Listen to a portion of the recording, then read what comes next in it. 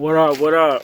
Uh, it's your boy the Ricky Trucker coming at you with a video. Don't really do the YouTube thing, but I just want to put my 2 cents out.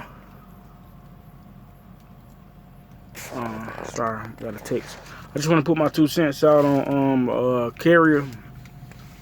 I decided to do my first lease at the beginning of 2017. And I started my lease with Roadrunner Transportation, and as you can guess from Chasing Andrew videos, Roadrunner was absolutely horrible.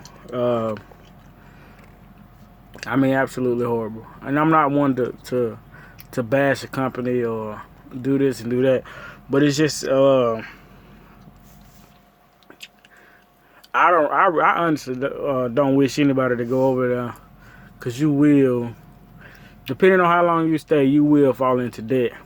And I mean, and I'm speaking that, and I'm being 100% real, man.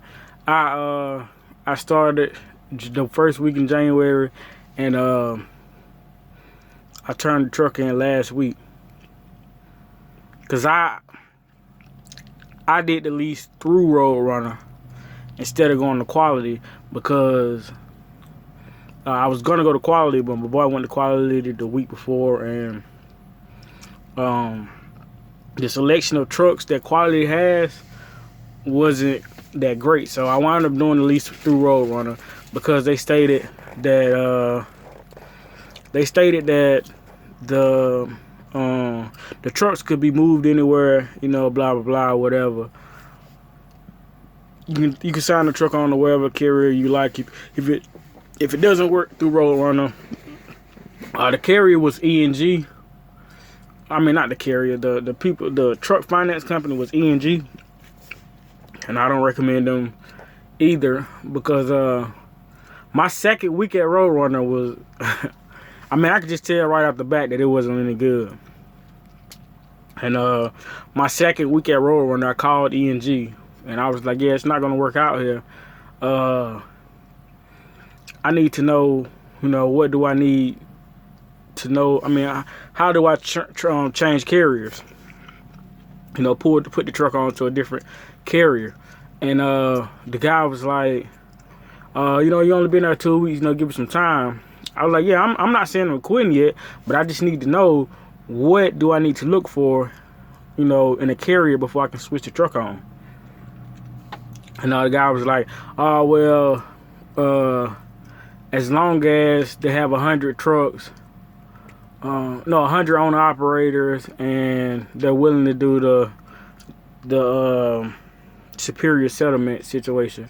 And that's basically just stated that the carrier takes the money out your settlement. Before you get the settlement, the truck notice paid. That's the superior settlement situation, whatever. But yeah, so after they told me that, I wasn't quitting Roadrunner. I was just looking to see which place I wanted to go with. So that third week came, and it was bad. And so I called ENG back, the finance company. I told them who I wanted to sign on to. They were just like, you know, okay, they're gonna reach out to the carrier, and they were just like, you know, it's gonna see, you know, it could take a minute. You know, it doesn't say how long it'll take before they get a yes or no on if I can take the truck over or not. So I had some money saved up, so I was just like, okay, you know, just let me know when y'all know. So things started really going downhill at Roadrunner. Out there running, I was running hard. I was cheating laws, man. I was doing everything, and I still couldn't make any money. My last, not the last check, not the check I just got. The check before this was my the most miles I've ever run. I mean, period, like company or whatever, and it was 3,400 miles. And I out of 3,400 miles, my check was like $1,000. It was like $1,100. And I mean, I cheated like crazy because I knew I was quitting. So I just went ahead and cheated like hell because I wanted to have enough money saved up. I mean, I wanted to have some money in my pocket for when I go back to quality, just in case it takes me a few days to get a truck. So, but yeah, Roadrunner, I stayed with Roadrunner a total of 3 months, and it was horrible. I was the last of my orientation to leave. In my orientation, it was me. I forgot those guys' names already. Vito. I can't remember the names. Charles. Adrian. The girl. It was like 6 of us, and I was the last to leave. We had one guy leave after 3 weeks. He just said, you know, fuck it. He couldn't. He didn't have money saved up, so not having a check just it really hit him. And like after 3 weeks, he turned the truck in. So then the next person was Charles. He probably the next was Brandy. It was the girl. She probably turned the truck in like 2 weeks after him. Charles did the next week. Then Pablo. Then Adrian. Well, I'm still there trying to, you know. No, Adrian didn't turn. Me and Adrian turned our truck in. He turned his truck in the day before me. Yeah, but he was $4,000. No, $3,000 in the negative. I never got that bad because I was cheating. I was running like hell and I was cheating. So when I left Roadrunner, I didn't have a negative balance or whatever. I only had one negative check at Roadrunner. Yeah, I went negative 1 week, and the next week I was clear. I was out of the negative. So, but I mean, I know most of those guys, they were negative. They were in debt to Roadrunner, and I didn't, like I said, I didn't ever get that bad. I hopped out of the lease before I said I was gonna get that bad. But January they told me, March is when it'll pick up. No, February, the end of February is when it'll pick up. February came, they were telling me it's the end of March. March came, then they said it's the end of April. I mean, it just they just kept pushing it back. But first week over here at the new carrier, and I can tell the difference. For one, I have a low board, and I did get a truck through quality. I don't really care for the truck, but most of the trucks that quality had, I don't know if you guys paying attention to that, but quality, they'll give you a truck with no warranty, like with no warranty left on it. So say for instance you go and grab a 14, because they didn't have anything that was like 15, 16. Everything they had was like 14. Well, they had 16s, but like what I'm in now is a 16, and it's a Lone Star.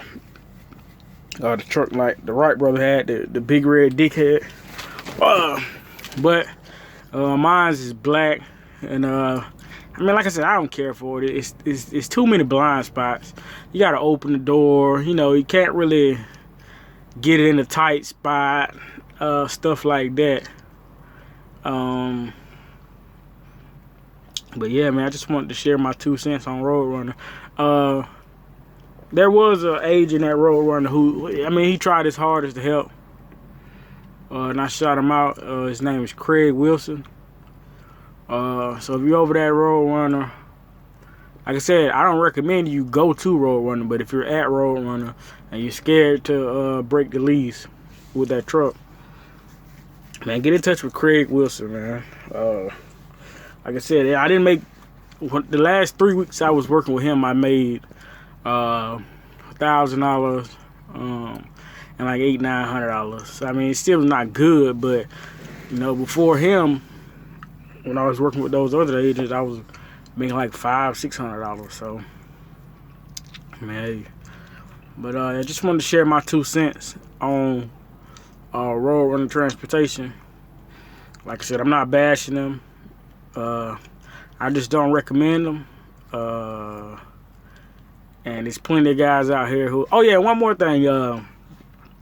Joshua Longino, however you say the guy's name. I talked to him.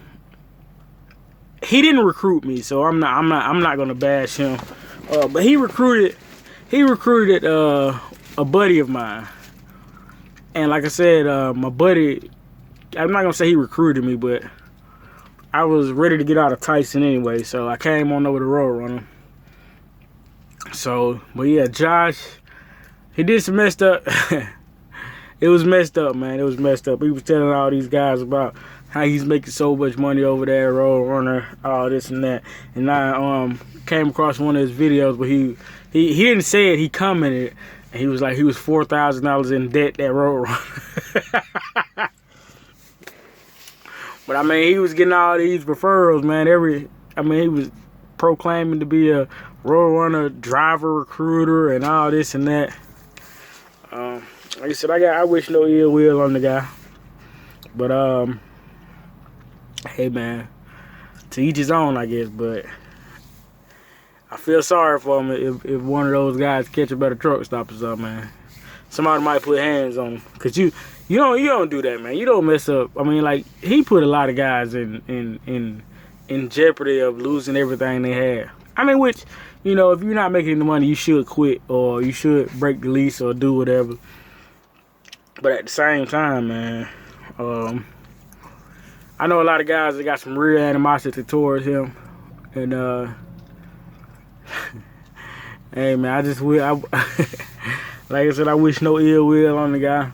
But yeah, that's why I don't do the whole YouTube recruiting bullshit, because most of those guys, they'll tell you to come here, tell you to come there, do this, do that, and it's all bullshit. They do it for the referral.